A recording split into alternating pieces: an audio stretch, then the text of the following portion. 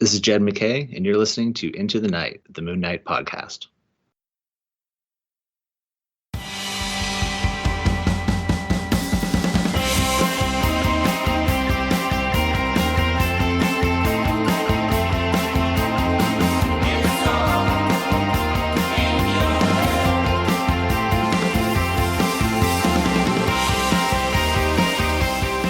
Yes, welcome back, Looney listeners. You are listening to Into the Night, the Moon Knight podcast. This is episode 270, and you are with your High Priests of Khonshu, Rebecca and Ray. And there it is. Hey, how you going, Rebecca? Doing all right. Doing all right, yeah. Doing all right, good. I thought, again, I'd play with the bells and whistles, and there we go. It looks good. Now we can take our names off. Yeah, so yeah, that's perfect. People should know them by now. Exactly. Anyway, welcome, listeners. It's another fun-filled adventure. It is a Moonshine again. Now we've been blessed with a new comic again in the space within a month of our Moon Knight comics. So we'll be looking at Devil's Reign Moon Knight. It's a one-shot, and it's by Jed MacKay, Federico, Sabbatini, and Loughridge.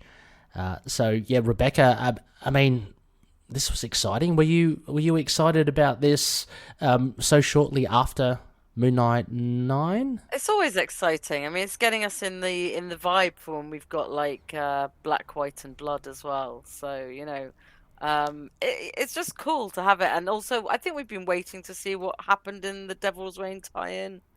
You know, for a couple of because we weren't sure how it fit in with the last two issues, so it kind of feels like we're coming to this a bit late, but it was nice to finally have it. Yeah, it was a little bit of a shame, I guess. It's not too bad, but just with the references in Moon Knight 9 that did reference this issue, which came out a week later, you know, just, you know, for purists or whatever you call them, it's just a little bit annoying, but it's fine. It's still a great story. It's a good one-shot. Before we dive straight into it, Loonies, a big shout-out, of course, to our patroonies, all of the patroonie members. Thank you so much for all your ongoing support, as well as top-tier patroonies, Drew Toombs of Toombs and Luke Music, Daniel Doing of Fringe Night, Collectors Comics by Collectors, and Dreamland Comics from Schoenberg, Illinois. And Rebecca as well, there are a couple of other shout-outs that we must mention.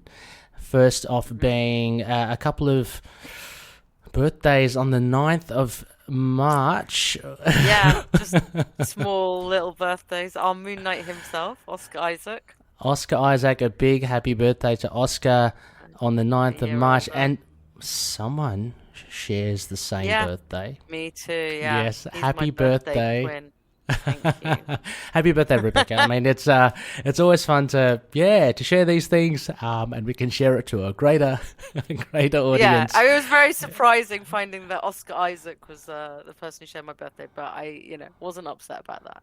Yeah, no, it's pretty cool. And you did not bad to have a Moon Knight issue coming out on my birthday either. So no, yeah, not at all. And self-contained, and we'll get into our thoughts about it very, very shortly indeed. I'm just trying to think of any other news on Moon Knight.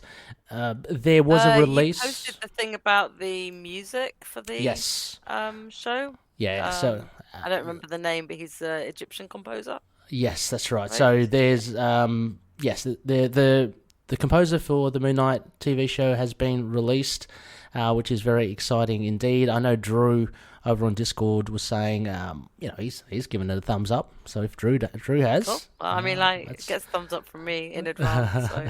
Exactly. We're almost at proper countdown levels, aren't we? I have the countdown. Yeah, I mean, it's literally 3 weeks now. Yeah. I have on my phone a countdown timer, and it's 20 days over here. Do. Yeah, it's so 20 days, well, Rebecca. I mean, 20 days over here as well, but I'm rounding up to 3 weeks. Exactly. So. Well, exactly. But yeah, I can't believe how quick. I mean, I say quick. It feels like it went really slow, and now it's all of a sudden quick. Yeah, well, I mean, we have been waiting for it for a long time. I mean, there has been talk about it. And there's a Disney Investor Day today, so we might get some more news. Oh, of course, that's right. You posted it up not that long ago as well. So when is that out? Like time of recording?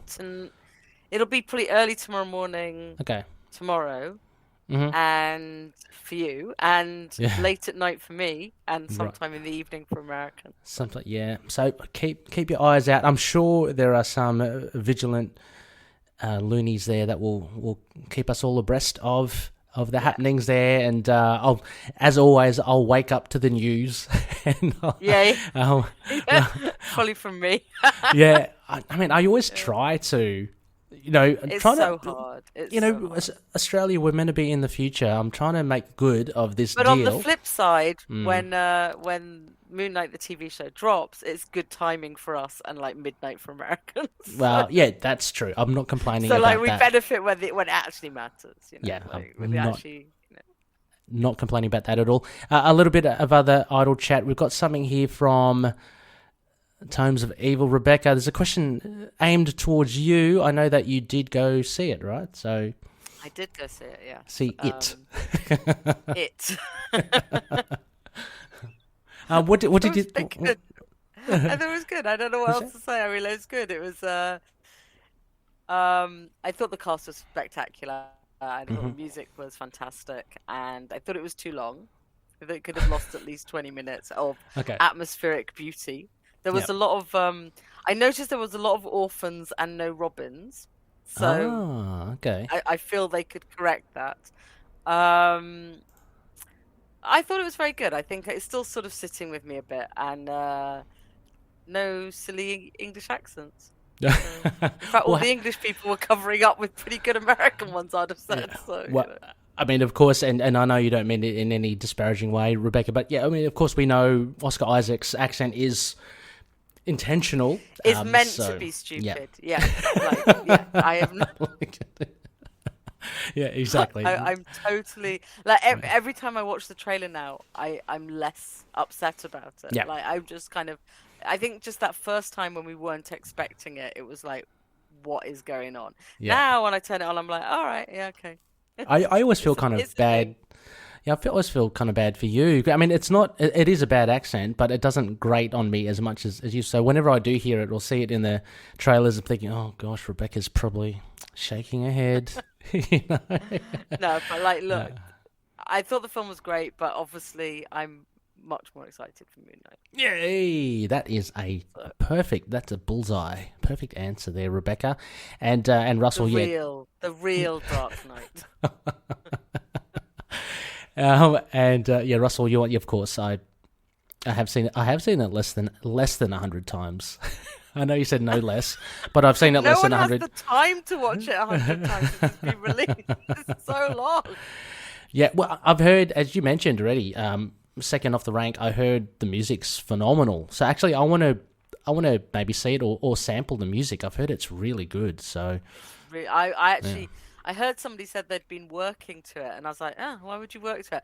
And then when I watched the film, I was like, you know what? I actually might get the soundtrack and just listen to it because it's beautiful. Yeah, I'll listen to it as well. So anyway, Rebecca, shall we get onto this very special issue? Now, before and again for the live streamers and the video watchers out there, before I do a magical transition, again, thank you to CMK7, people, boop, Chris Kelly. I just wanted to say again, Russell has added in. It is very much indeed a very special issue for Tomes of Evil. Like a gift, really. It is a gift, isn't it? And Jed had no qualms with revealing it to them, especially when he came onto their show, which everyone should listen to. Go check out Tomes of Evil, and especially the interview with Jed MacKay. He's an awesome guy. So it was really great to see there. All right, listeners, we might head on to our Moonshine.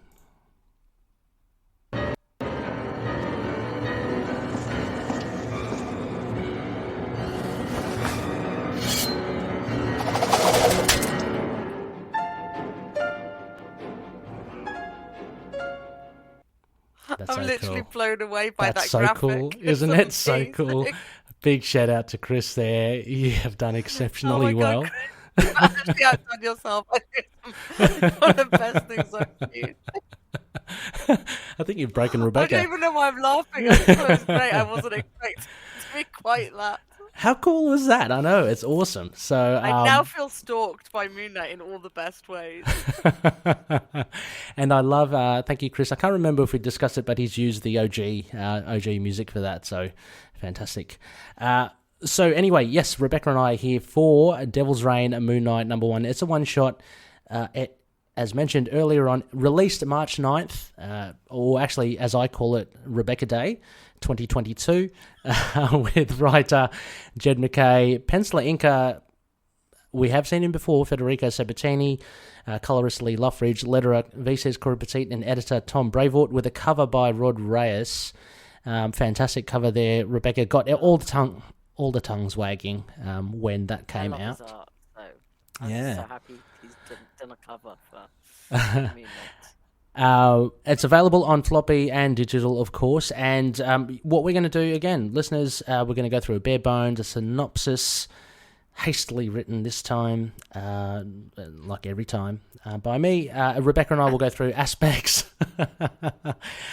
This was really late. Rebecca, you and I were talking about it. We read this really, really late. We both read it about an hour and a half ago. Yeah, exactly. So it means it should be fresh in our minds, right? True. And truth be told as well, it's in my pile. It's just I haven't had a chance to go to my LCS, and I'm sure similar with the Rebecca, it coming in the mail. So we'll go through some aspects and then some comments on writing and art themes. There were a fair few references. I did not get time to do the homework with them, but we'll go through them anyway. Yeah. People can correct us on that. Like we might be a bit flimsy on the references. So. Yeah, for sure. And we'll cap that off with a moon rating system. Again, the Connor Shoes rating system. Fantastic from Connor. And I see your score, Rebecca, and I see mine. So that's good. Yeah. We actually did them in advance. Rebecca, would you be so kind as to go through? Yes. Thank you very much. Once again, any mistakes are raised. And I will try and read this sight unseen. Okay, the plot.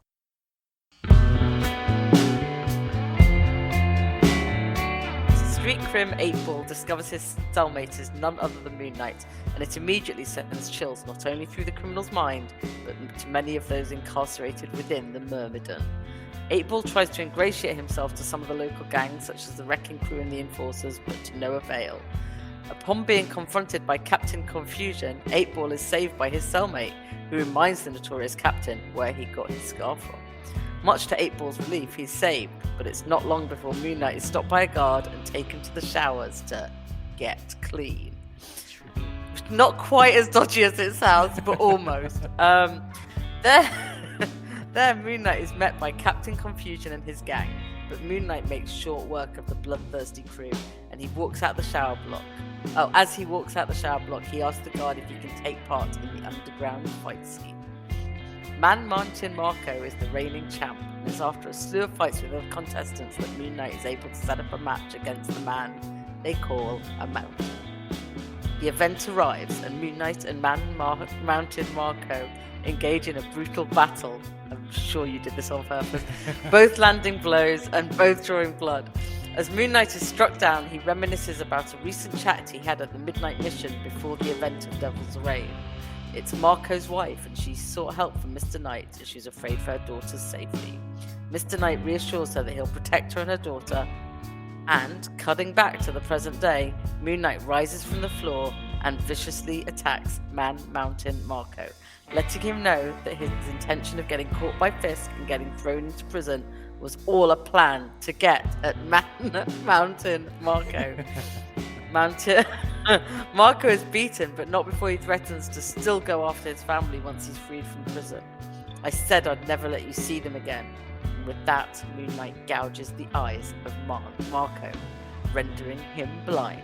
Prisoners and wardens alike are horrified, and after a brief battle, the guards take Moon Knight to solitary confinement. Locked up, Moon Knight chats with 8-Ball, who's on cleaning detail just outside the cell. Moon Knight vows that although the Avengers and the likes of the Fantastic Four do not like him, they essentially need him, a wild dog, if they plan to take the fight to Fisk to rid reclaim the city.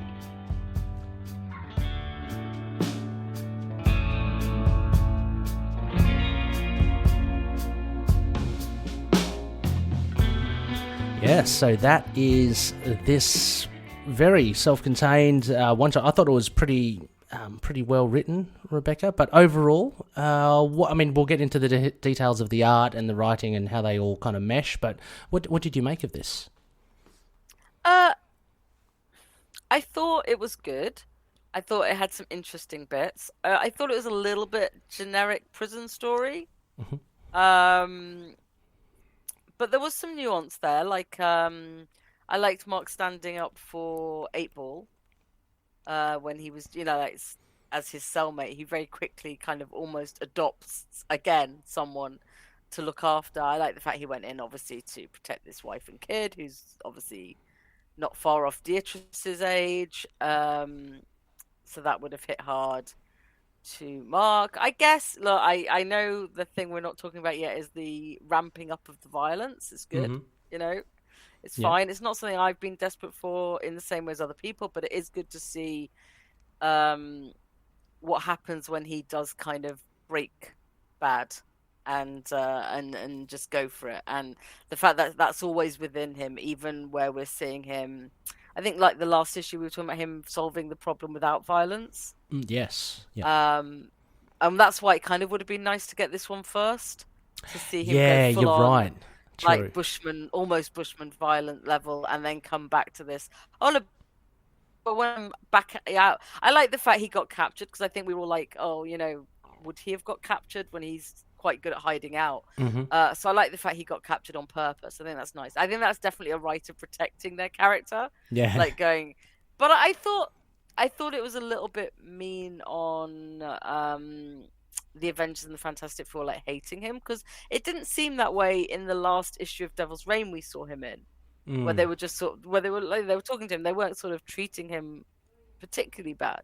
But then again, we have just had Age of Khonshu, so like, why would they treat him well as well? Yeah. Right now. There was a little. That was the bit. The only bit I really had quibbles with, and some of the art. But okay, yeah. I mean, it may have been like a complex that Mark has again. That may not be the truth. It might be in his head that they don't really like him. So that's true. That's very true. Yeah. It did set up. Especially coming out of Age of Khonshu. Oh yeah. And maybe maybe they didn't invite him to eat at their table, but. Mm-hmm. Maybe he didn't ask, so... Yeah, true. But yeah, I mean, it did set up a great... I mean, art-wise, I thought that last page, Sabbatini did a good job just to show, I guess, the wild dog nature of Moon Knight. Yeah. This is the first time we've kind of really... It's a real strange description, I think. Interesting that Jed had Moon Knight describe himself as a wild dog. Maybe hearkening to Werewolf by Night, something like, I don't know, maybe that kind of thing. But yeah, he certainly was a lot more brutal here. I like your point, Rebecca, about how if this did come before, I reckon it would have reinforced even more the fact that Moon Knight didn't use violence in issue 9, and that would have been like so cool, such a different tact, because this is really chalk and cheese. But yeah, but then he's definitely on a mission here, he's on a mission that's very separate from the other missions. Like, he has to do those fights to get to Man Mountain. I can't. Man Marco Man. So I'm just gonna call it Marco Mountain Man. Probably Mountain Dew. If he knows that there's this underground fight and he has to get to do this tournament, he has to step up his violence, because these are these are prisoners and villains and who are all out going all on for it, so he's got to. So it's I don't think he has an option here. So I mean, Chad just said a mission from God, and it's kind of is like that. Like, he knows where he has to be at the end, and he has to have a level of violence. I guess the snap is the gouging the eyes out. Like, we know he's capable of that. Everyone, that's his famous thing, is like what violence he's capable of at it. But we've seen him hold back a lot lately. But this is kind of him, like, knowing what he has to do, and finally he needs to protect this woman and kid. Yep. Like, he's not just doing it for like He's not doing it for fun or for joy or for to just be bloody. Like, there is a point to it, and I kind of appreciated that. Yes, that we weren't seeing him just go, oh yeah, I fancy being like super violent. Yeah, I mean, it's a far cry. We do get mentions of two things. One thing, what he did to Bushman, he repeats that twice, and he actually threatens Man Mountain Marco with that. Also, as well, the moons carved into the foreheads. A lot of the prisoners, were shit scared of him because he's Moon Knight, and they did this to him. It also again showed his kick-assedness with that shower. And it is super interesting that, like, after that, we're seeing that there's no worry about the fact he's not wearing a mask and just going around telling people I'm Moon Knight. Yeah, in a prison, like until he asks for his mask.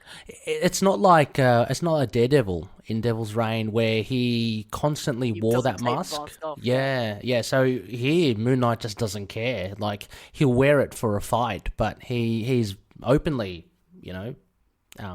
his face is exposed to his cellmate. And I wonder if maybe even with the violence at each stage, he's literally just doing what he needs to get to where he needs to be. Yeah, and it really is just the eye gouging where Marco's not even accepting defeat and saying, "I'm still going to go and like get them." Yeah, and he's like, "No, you're not."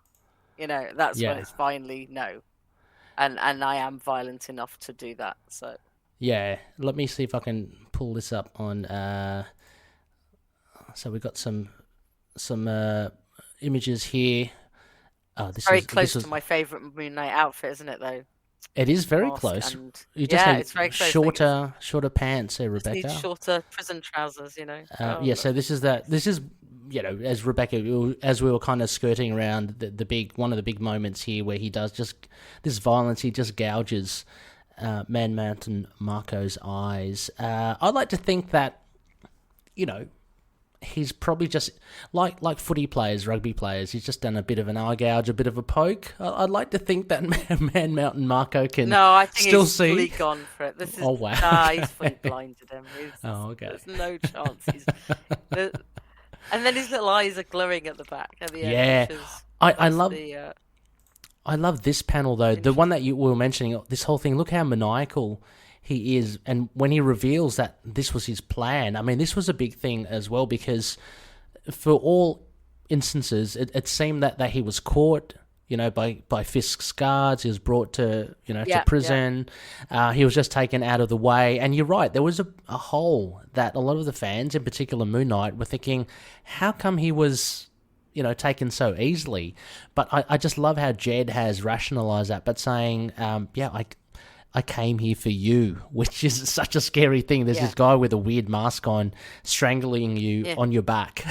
So,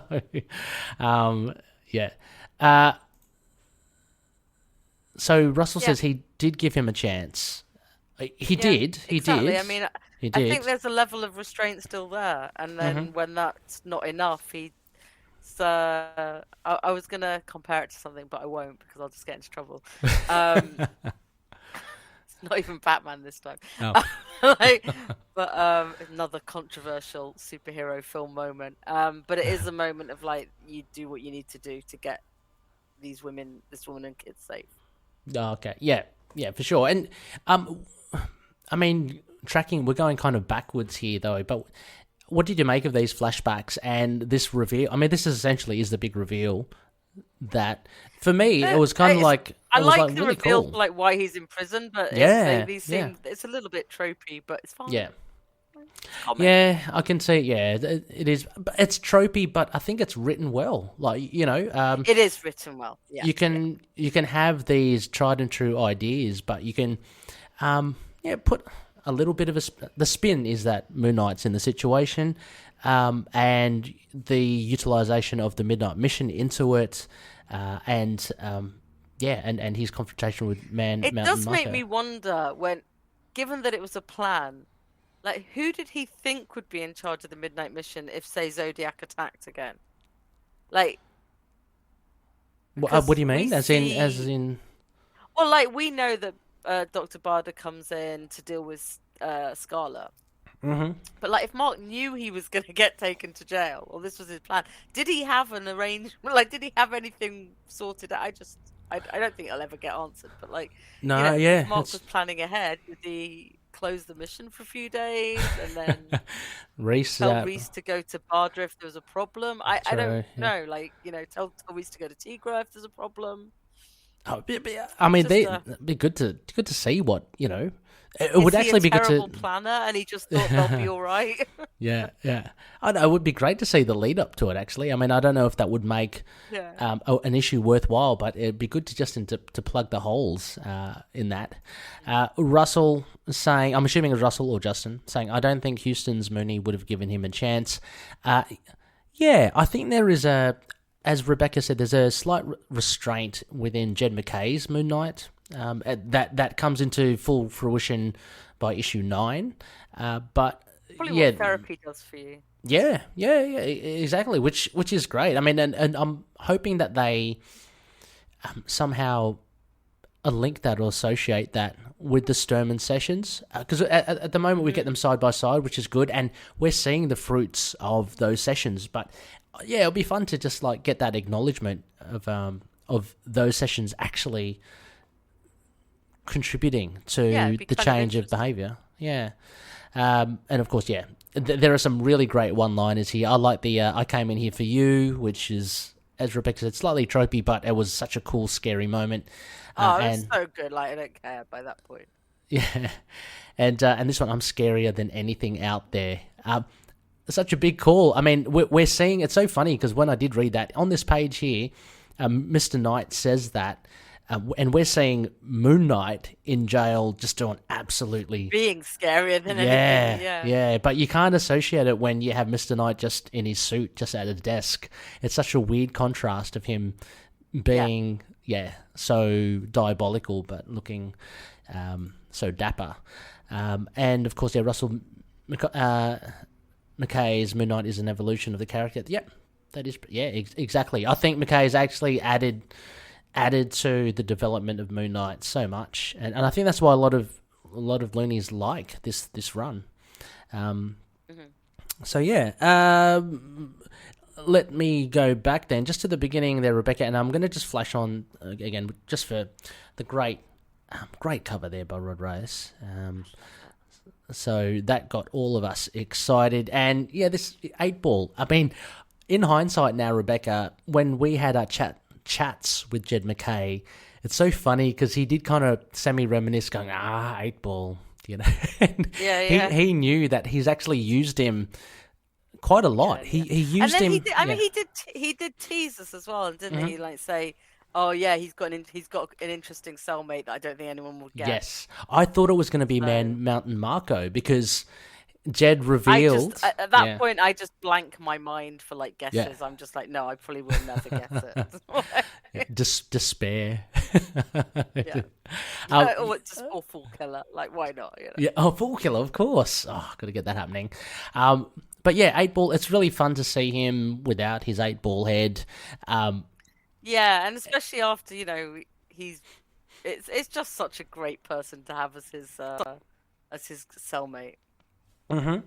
Now, I know you touched upon, Rebecca, about the art here. Now, there's very much a Japanese anime, for me. Looks like a Japanese anime kind of inspired art. Some of it did, like especially Marco's wife, I think. I think, like, as we said in the other issue he did, it's got some beautiful fluidity. Mm-hmm. And it's a very different look for Mark's face. But my biggest issue with it, and this is so like petty and small, is that Mark's eyes change color. So if you go to the next page, not the next page, go to the next one. Next one. Right, now blue here, at the top blue at the top, and then do we get? Then blue there, and then I'm just glowy over there. They're definitely brown at some point. Okay, But he doesn't have blue eyes anyway. And I'm just like, all right, get to the one with him looking in the mirror. In the mirror? Yeah. The brown. What's happening? This is Loughridge, right? We pinpointed it. Yeah. The brown, definitely brown there. And in the fight, in some of the fights, brown. Brown. And then one of them, they almost look grey. Which, They're okay. blue in one of the... It's just like they're just changing colour. Yeah, the one You with can't, him in the mask. The yeah. title match screen's the next one, I think. This Yep, one. they look grey. That's grey. Yeah, it's changed a lot, hasn't it? And then the next page, they look brown again. There's no way that brown... And then green on the next page if you really want to... Yeah. Because you could argue that blue and green, maybe with eyes, it can kind of blur between the two. Yes, you're right. Blue and green, they can blur. But I mean... not brown and grey. Mark's ever had blue eyes, right? Like, No. I stand to be corrected, but I think he's just standard brown hair, brown eyes. Yeah, contact lenses. He does have very sharp hair. He does have sharp hair. I mean, thank you. but why would he be wearing contact lenses during undercover, nights? Rebecca? I don't know. I mean, but he's going around telling everyone he's Moon Knight. I mean, I just think it's a mistake that I was just caught up on, so I didn't notice some of the other art definitely stuff. brown. I love all the. I love some of the cross hatching and the. I like the movement. All the dots. Yeah. There's dots, but there's a lot of like this. Look at this movement that you get. And that's where it excels. I think. There's some other stuff with the detail that's. Let's not, go back to. I want to go back to these ones. Like this was just like you could, and I was trying to follow the movements of Mark, and I think they're pretty much done well, as you know, between panel and panel what he does. So we got. As mentioned in the bare bones, we've got a slew of these characters, Rebecca. Mr. Fish, now, are you aware of Mr. Fish? Or I do know Mr. Fish. Where's he from? Power Man and Iron Fist. He's been... I don't know, but he's definitely been in Power Man and Iron Fist because there's like a callback to it in one issue. I can look it up some point if you really want these references. But in one issue, he says like nobody messes with Mr. Fish, and they like punch him. And the next issue, they're kind of the next issue appears in. They're kind of calling back to that comment.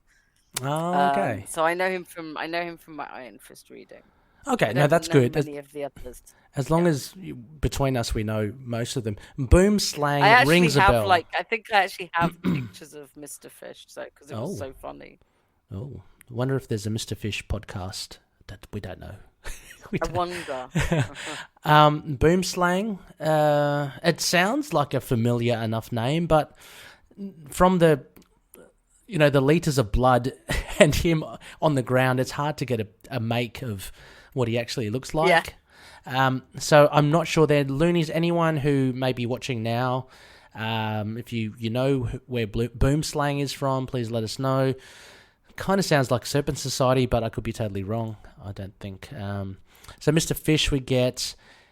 Now, Killer Shrike we know. And, yes! Thank you, Mario. Mario, getting up early. Boomslang is a member of the... I thought so. I mentioned it. Nice. Yeah, well done. Well done, Mario. Now, we got some cool ones here. Killer Shrike, Rebecca, we know from Mark Spector Moon Knight. He's the guy that stuffed up Frenchie. Is a mutant. And Cactus. I know Cactus. Do you know Cactus? Do you? No, I don't know Cactus. I like Cactus. Yeah, it's from the West Coast Avengers 80s run. I think Steve Englehart, Al Milgrom, when Mooney was part of the Wackos. I love how Mark is picking out the picking out the things. Yeah. Needles from his hands. That would be a very... That'd be very sore. Very sore. Now, Massacre here, Rebecca. I could be wrong, but did you know Massacre? I know the name. I don't know where from. Oh no, I'm totally wrong. I actually I thought it was from Mark Spector Moon Knight, but no, his name is Chainsaw. It's not Massacre. I thought it was Chainsaw. Maybe association, the Texas Chainsaw Massacre, but Massacre. No, I don't know. Mario, it's anyone? Apparently a Spider-Man villain. Oh, apparently a Spider-Man villain. Rebecca, your fingers on the wiki. Well done. Yeah, well done. Yeah. Superior Spider-Man, apparently. Oh, okay. First appearance, Amazing Spider-Man 655. Actually, it's not Superior. I don't know why they put a picture of that. But, he's on the cover of Superior Spider-Man. Yeah, so his first appearance, Amazing Spider-Man 655, April 2011. Oh, okay. Wow, that's quite a while ago. Far out. Over 10 years ago. Yeah. Just like yesterday. Russell again. I'll be collecting all of Cactus's appearances. Well done, Russell. Well done. Please I'll be collecting all of Mr. Fisher's, but I probably have most of them. Yeah, you could claim that you have all his appearances. And Mario, thank you for... I just looked it up, and he's apparently a Power Man villain. So okay, so he is a... Okay, Mr. Fish, such a weird... I was right, effectively. Yeah, nice one. But that's such he's such a weird villain for Power Man. Far out. There's some really weird villains in the original Power Man run. Oh, yeah, I guess I shouldn't be surprised. Mario, again, I recall Massacre was one of the fringe candidates. Yes, he was. Ah, okay. I saw a few people suggest him because Jed had talked about Spider-Man villains, I think. Yes, yes. So, good. Well remembered there, Mario.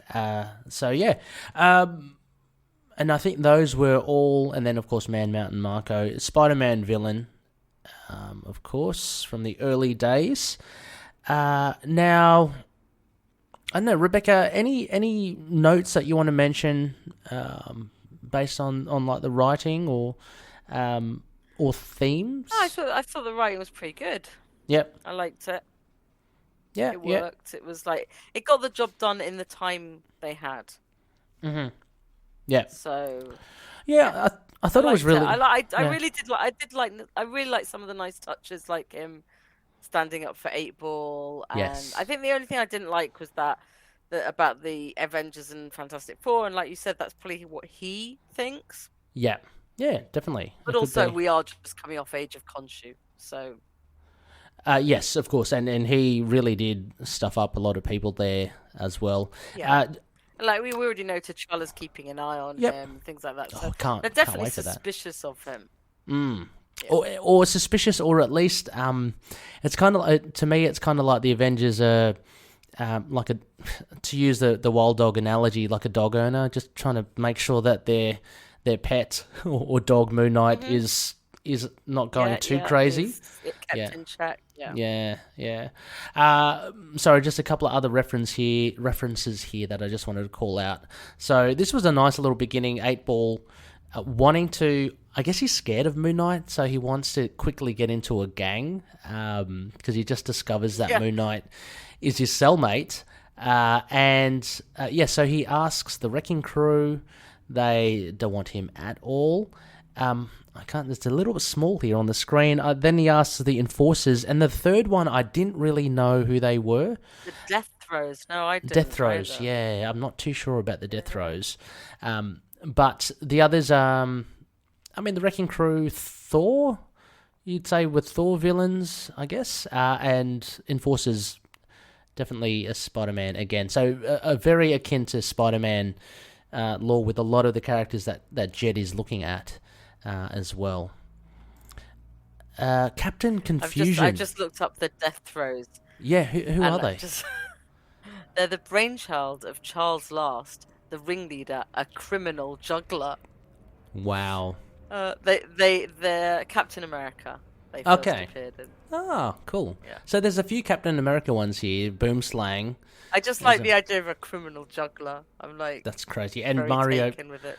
Right on the ball. The Death Throes are juggling villains, Rebecca. Juggling villains. Perfect. Now they're my new heroes. Absolutely. I got vibes of high school as well, Mario.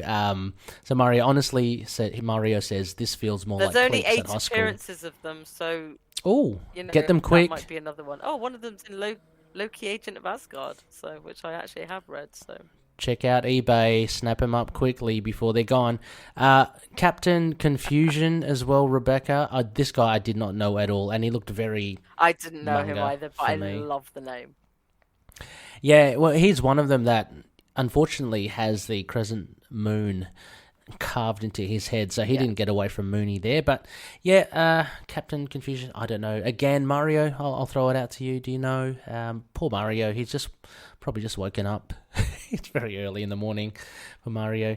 I think he's new. Okay, well, that's what Mario has said. He doesn't come up for anything, so proper new appearance for everyone. So key issue. Everybody, pick it up. Pick it up, everyone, before it all goes. Don't speculate. It's terrible. Don't speculate. No, Terrible you're right. thing to do. You're right. Buy comics you want to read.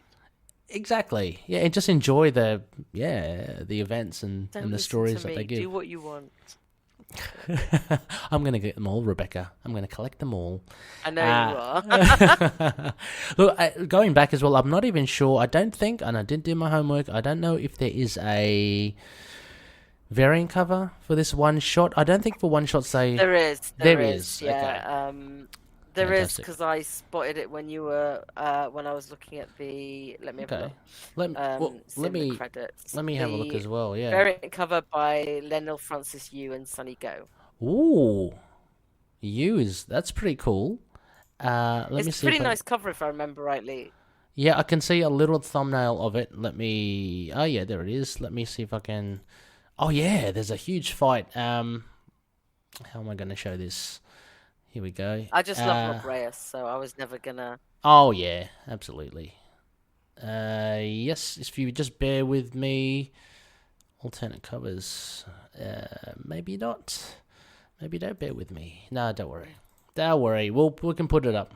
Don't worry about a bit later on. Look, it looks really good. In the show notes. Yeah, it's really good. It's Ray will.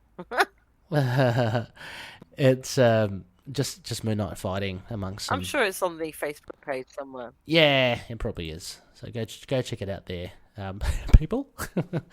Yeah. So Rebecca, if there's any other final thoughts on this issue? No, I think that's me. I'm looking forward to Moon Knight showing. Yeah, I'm just looking forward to seeing Moon Knight in more of Devil's Reign, although I do know that Mario said that he's not in issue 5. I'm hoping he shows up somewhere else. Yeah, I've not read that yet. So it was really good to get that heads up. But I hope we get him in the the final issue. Yes, because, isn't there an Amiga? If he talks about them wanting to, yeah, there is an Amiga as well. Okay. If they talk about him wanting to use him as a wild dog, maybe that is part of the plan, and we'll get to see that. Mm-hmm. So. Yeah, no, I can't wait for that. So no other. If we don't have anything else to say, Rebecca, we could go straight into our marking. Konoshi's rating system. What would you give this Devil's Reign Moon Knight, the one shot, number one and only? I gave it 7 out of 10. A solid round boy. Solid Some of round. That was because of I didn't like the eyes changing colour. But fair enough. I mean, that would be disconcerting if you did notice it straight away and it just kept on changing. So, fair enough. 7 out of 10. I gave it a little bit more, 8 out of 10. I'm not typically a fan of this sort of art, but I kind of warmed to it during the issue, and it was just, there was some kick-ass images like the last one here of Moon Knight, just restrained. There was a lot of blood, a lot of gore, well, a bit of gore towards the end, but yeah, it's I enjoyed it. As Rebecca said, I think pretty much summed up. It is kind of tropey, the story. There's nothing new or flash with it, but Jed does kind of make it his own, and he does make it a Moon Knight story. So, and he kind of rationalizes all of the things of why Moon Knight is part of Devil's Reign. So I really did enjoy that as well. Yeah. Mario, Moon Knight versus Purple Kingpin. Moon Knight, I guess, versus Purple King. Yeah, that would be very interesting indeed. Yeah, that'd be terrifying. Yeah. So Russell there, giving a bit of a teaser for Tomes of Evil. Yes, there's a lot of villains there, Rebecca, that will scare you. So there you go, listeners. 8 out of 10 and 7 out of 10. Now we do have some. Let me take this away. We do have some night lines to let's go to finish off. And what I'm going to do, and chatting with Noel, I think, Rebecca, I'll go straight into the voicemails first. Yeah, do it. Let's just to break up, break up the thing. So here's from Noel first, and bear in mind, Noel, just a little message. Your files come out anyway. Have a listen. Here we go, Noel. Hey guys, it's Noel, just giving you my quick review of Devil's Reign Moon Knight. Number 1, I don't think there's going to be any others. At first I thought this was going to be a bit of a throwaway story, because it doesn't really seem to... I didn't really see how it was going to wrap into MacKay's run other than having 8-Ball in it. And it seemed, I was right as I was reading it seemed just like a little trip down memory road through some of Moon Knight's rogues and fun Easter egg. Carved a crescent moon in your forehead. But it turns out it's actually a bit of a story, and we get our favorite villain from Tomes of Evil, the Man Mountain Marco. It seemed all of a sudden a little bit more poignant than I thought it was going to be. At first I thought it was just being like, yeah, Moon Knight's violent, oh yeah, he's going to love it in jail where he can beat up criminals and he's violent. The little twist of it turning out that he's actually saving Marco's family from himself. Kind of cool. And I did like the fact that he, won in the fight, and kind of actually a fun little story at the end of the day.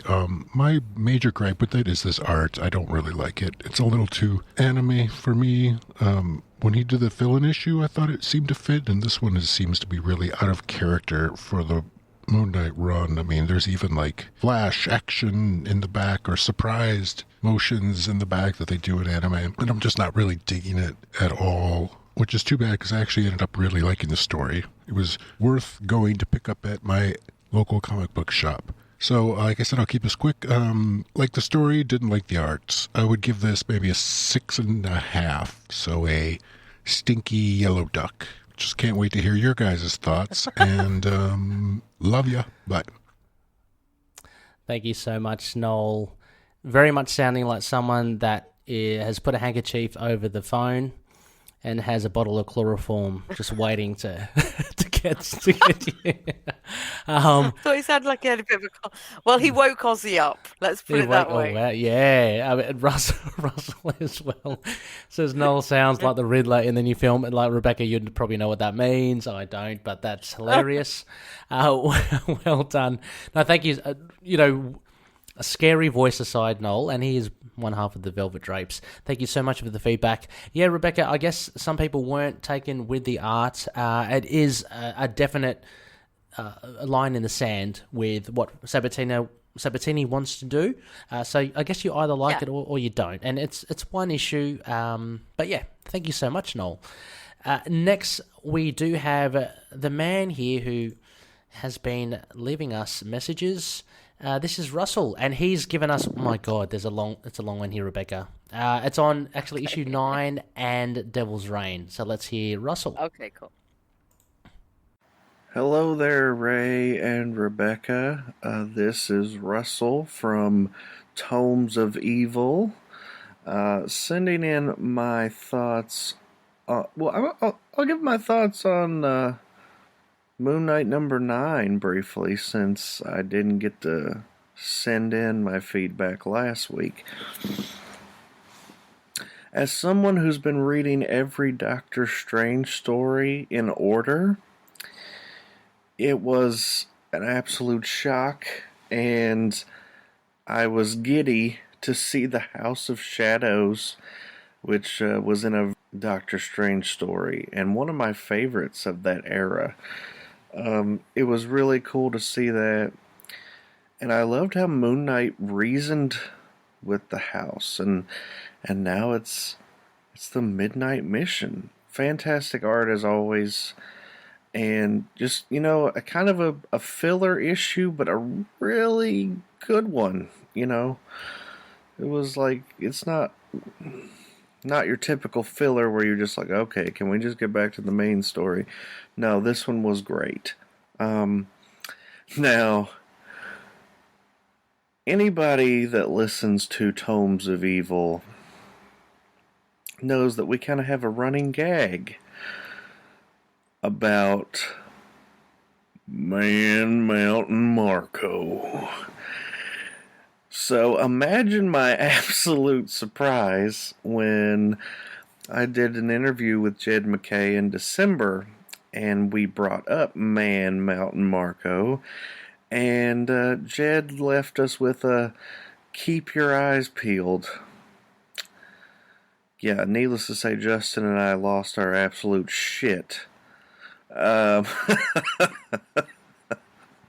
So, flash forward to March 9th, 2022. Mark's in jail. And it's so fantastic that he is cellmates with 8-Ball. And 8-Ball actually name drops the character that he debuted against, and that was Sleepwalker. Happy to see that. And Mark says those faithful words, "Where's Man Mountain Marco?" Oh my God, I almost threw my phone in happiness. I was just was so excited. Before we get to the Man Mountain Marco bits, the art style, let's see, who was the artist on this?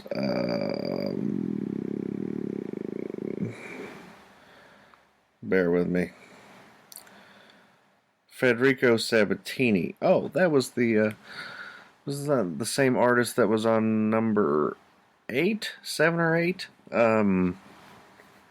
Anyway, really leaning into the anime style of art, which I'm not complaining about. It just is a little jarring going from Moon Knight number 9 to this. But no, I liked it still. Mark looking like a Final Fantasy character. And that's not a bad thing. It's just a different thing.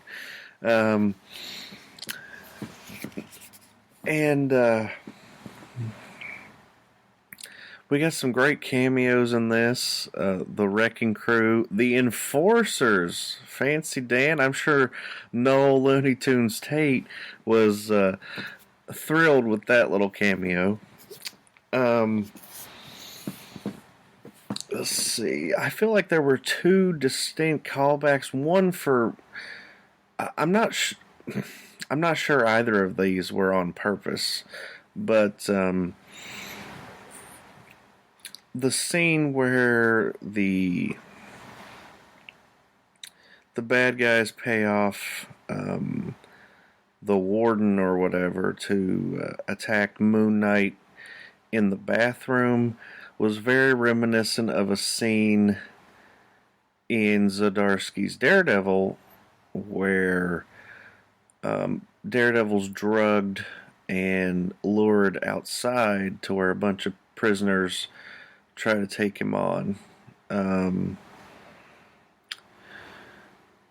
There was also a random Wolverine story in the early 2000s, I think, surprisingly enough, was called Bloodsport, where he was in this like martial arts tournament type thing, and the fight nights at the prison kind of reminded me of that random story. I'll have to look further into who the hell the Cactus is. Maybe he'll be on Tomes of Evil in the future. But let's get to the main event. No pun intended. Absolutely intended. Mark Spector, Moon Knight versus Man Mountain Marco. This was a hell of a fight. And I love that we found out that Mark was put in there on purpose just so he could get close to Man Mountain Marco. Poor Judith Marco, the Mountain's ex-wife, is trying to protect their daughter, who has gained similar powers to the Mountain, and she's only 12. So now that she has power, she's valuable to her, mob boss, supervillain dad.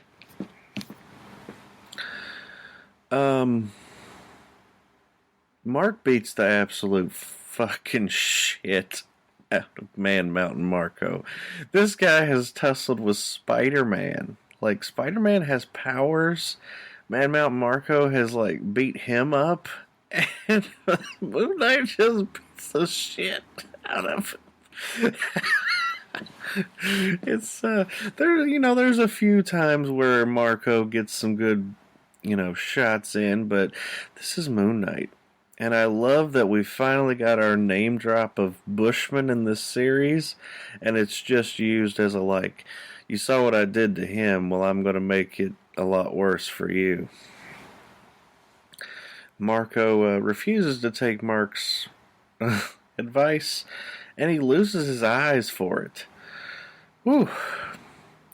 The scene was also kind of reminiscent of Rorschach in prison in Watchmen. Rorschach is not nearly as redeemable as Moon Knight is, but it is what it is. Overall, I absolutely love this issue. I was a kid in a candy store. I have to give this 10 out of 10 because Jed MacKay gave me Man Mountain Marco versus Moon Knight. That's all I could ask for. Everything else was great. 8 Ball being in there, the little cameos, the callbacks. It was so good. I want to see more from we'll call her Miss Mountain Marco, the daughter. Maybe in the future she could be a hero. That'd be interesting. She wouldn't be the first villain's kid to turn heroic. Anyway, thank you guys, and be sure to check out our new podcast, Gamma Charge. Thank you. Yes. Thank you so much there, Russell, for all those thoughts. Rebecca, yeah, I think there's a little bit of flex there to explore Mountain Marco's daughter. I think that's pretty cool. Interesting, why not? Yeah. So, no, thank you so much, Russell. Ed, I'm glad that you enjoyed it.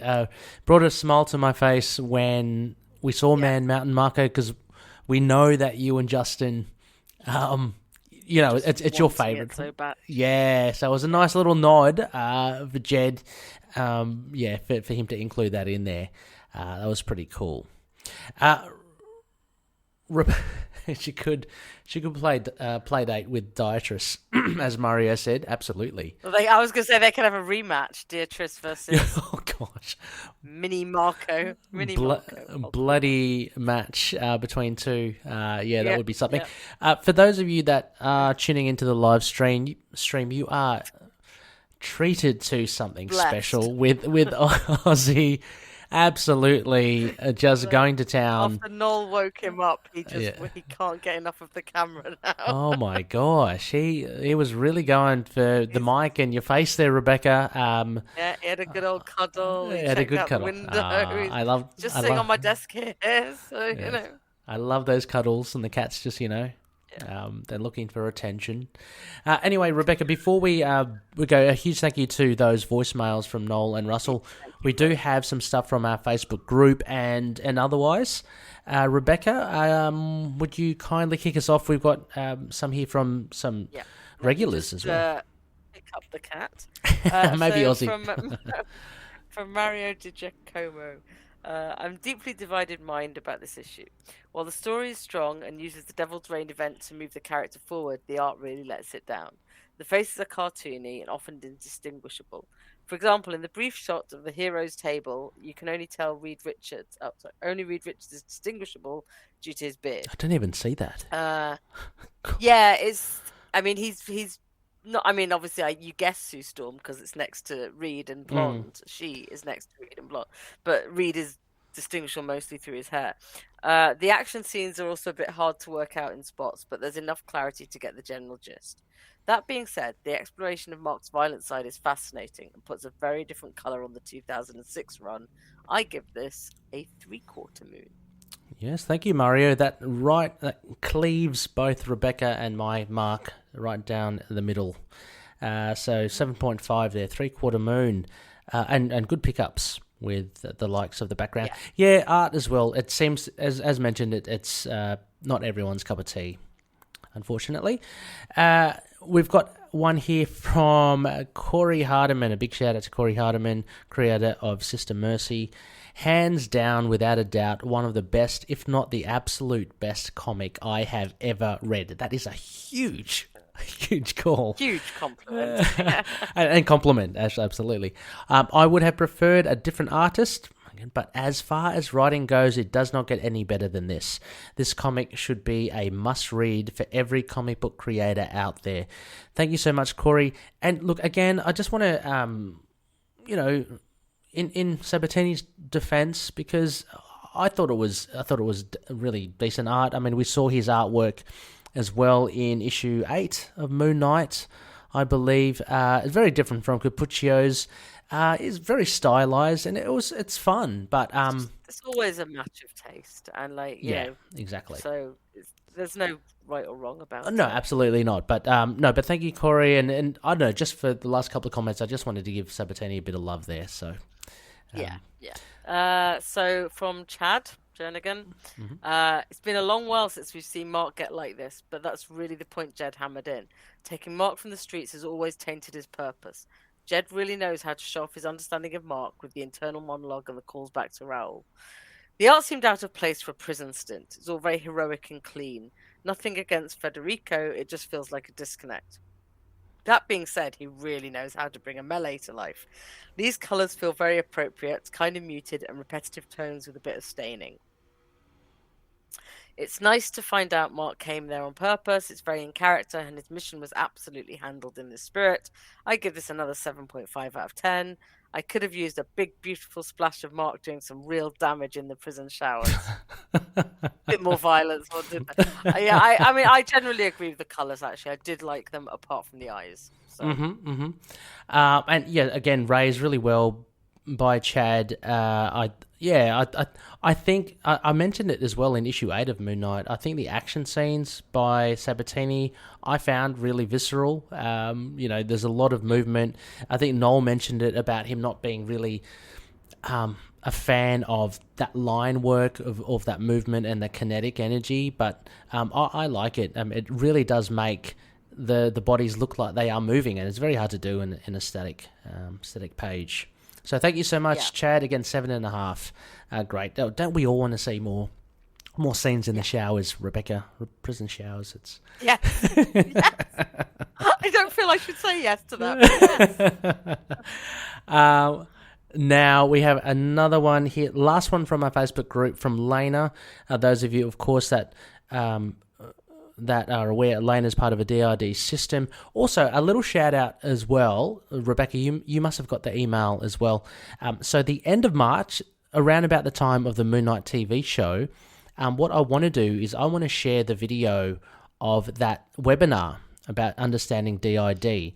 At the moment, it's only available for those that have registered and logged in, so the likes of Rebecca and myself and the others out there who have attended the webinar, we can see it, but after the 31st of March, it becomes open to the public. So I'll post that up on our Facebook group and all the other social medias.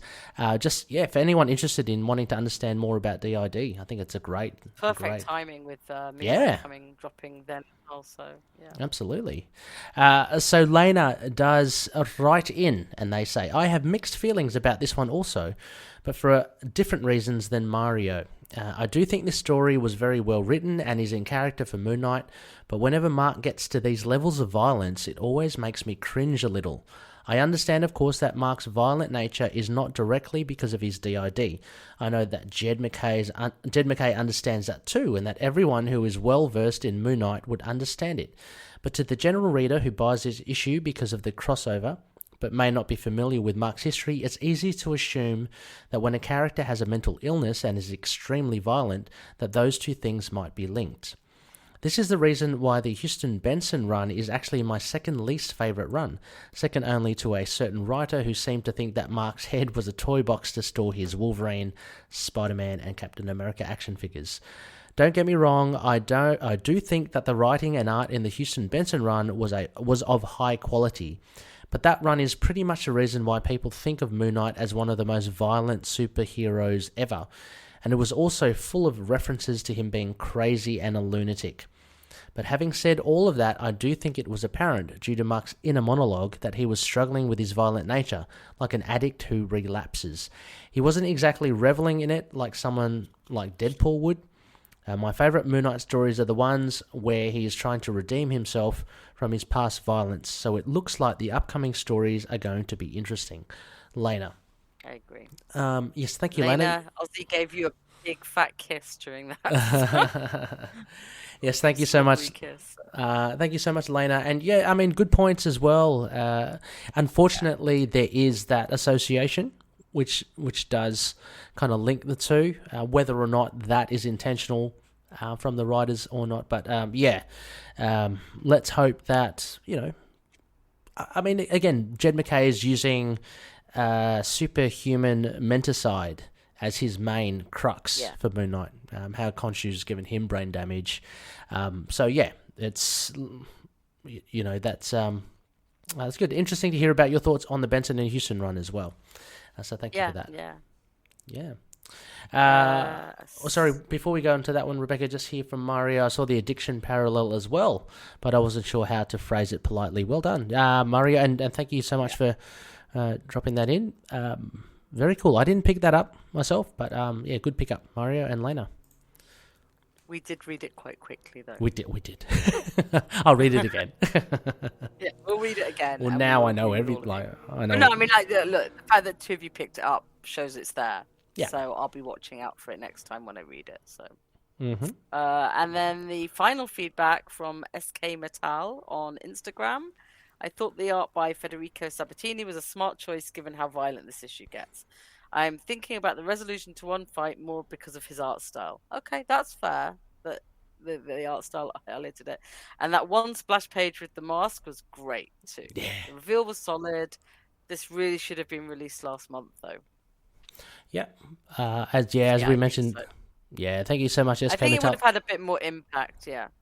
And issue 9, I think, would have had more impact as well. I mean, not that it didn't have impact, but that would have been great. But great thoughts, SK Metal. The custodian, it seems, of the Instagram ITK account there. So thank you so much for all your regular feedback. It's very much appreciated. Rebecca, that pretty much ends this one shot. It's been awesome. I wanted to say, it was always in the back of my mind. Last episode, Rebecca, when we kind of signed off, you said, "Oh, look, can't wait. Hopefully, we'll catch up for the one shot." And I said, "Oh, hang on." And I'm thinking, I didn't mean that as in listeners, that I didn't want Rebecca there. That she was assuming that she was on. No, it was only that we had previously talked about it, and we knew our schedules were very conflicted. So so I didn't want to promise anything. I have to say, this one shot has been the Aussie episode. This has definitely been the Aussie, and Aussie everyone really liked this. Go check out the live stream or the video for sure to check out Aussie. Aussie, I think, is a premium ITK mascot now. Little High Priest. Yeah. I mean, he's been around I think almost from the start, if not from the start. Yeah. But definitely the most visual out of all the cats. Yes, he's the most clingy of all our pets. So. We still have to. No shame. So. And we still have to gather all our pets together. I mean, I think we talked about that, and we're going to feature them all in a special. So anyway, Rebecca, a huge thank you again. It's been absolutely fun chatting about Devil's Reign. I'm going to read it again because, as I said, we've kind of flicked through it not that long ago, but I love the subtleties. Thank you everyone for your comments. I'm going to look out for everything that everyone said. Just loving it, being a Moon Knight fan at the moment. So it's so good. And then next month we get Black, White and Blood as well. So oh my goodness gracious me. We've got to clear our agendas, Rebecca. There's going to be some issues ahead. I can't wait. Issues as in comic book issues. Any spectacles, Rebecca, that you'd like to shout out before we go?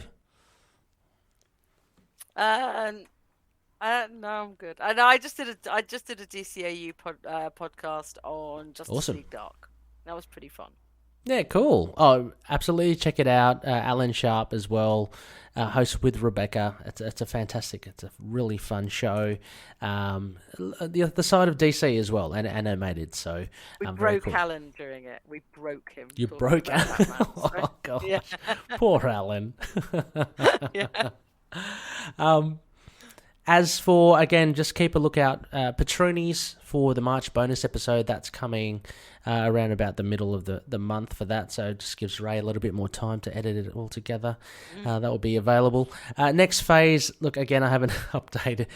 Please check the Phases of the Moon. We're back to regular reviews because we've had this great run of latest and greatest comic book reviews.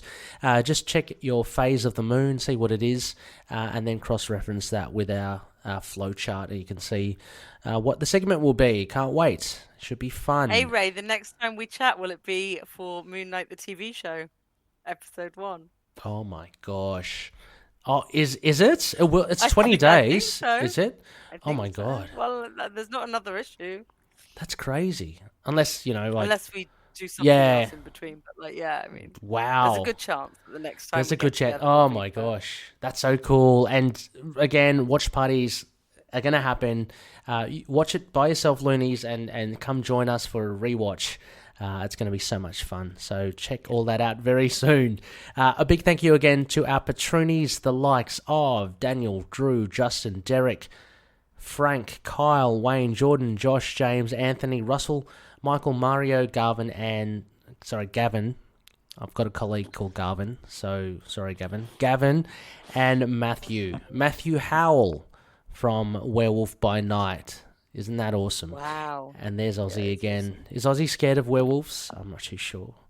I don't think Ozzy's scared of anything. No, not at all. Definitely not scared of the camera. No. Please check out patreon.com/ITK Moon Knight for all the bonus incentives. I'm really trying. I've got a little bit of a backlog of raw material that I want to upload to all you patroonies, so please check it out. Mario, vice versa. Sorry, I missed it. Please explain, as one of our politicians used to say. But thank you so much. Thank you so much, Mario, and everyone, and Russell for coming on to the live stream as well. A big shout out to CLZ Comics, collectors.com. Check out your database stuff. Oh yeah, werewolves scared of Ozzy. Yeah, definitely. Ozzy is, yeah, exactly. Probably. Werewolves are like, scared of Ozzy. You've seen what he's like. Yeah. They'd be like, hi, I'm a big scary werewolf. Let me cuddle you. Exactly. The cat without fear.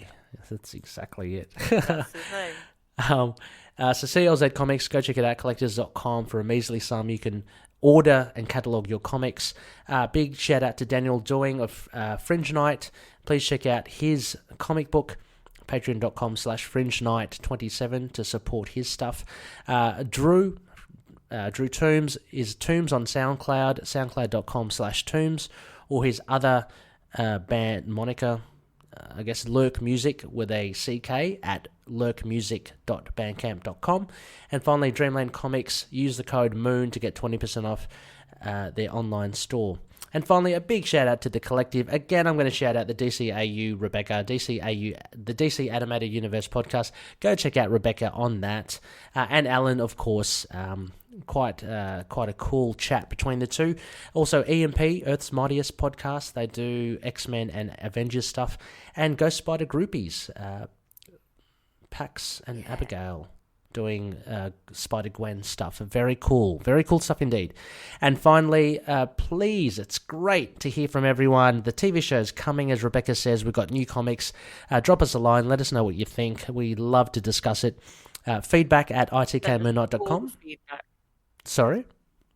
Yeah, as I was saying, send us all the feedback. Send even us if we have all. to do extra podcasts to read it out. Oh, absolutely. I'm happy. Mailbag. I want a big sack of email. Website, itkmoonnight.com. We're also on Facebook, Twitter, Instagram, YouTube, Discord, Get Vocal, and Podchaser. And with Podchaser, Spotify, Google Podcasts, Apple Podcasts, all that sort of pizzazz. If you could leave a rating, that would be cool. That will just get us out there a bit more to find any other loonies who want to tune in. So with that, Rebecca, I've got to set up my outro here as well. You'll be amazed. No, that's good. It's from Chris. I want to see it. So thank you once again, Rebecca. And thank you. And as always, may Conchu watch over the denizens of the night. Catch you later.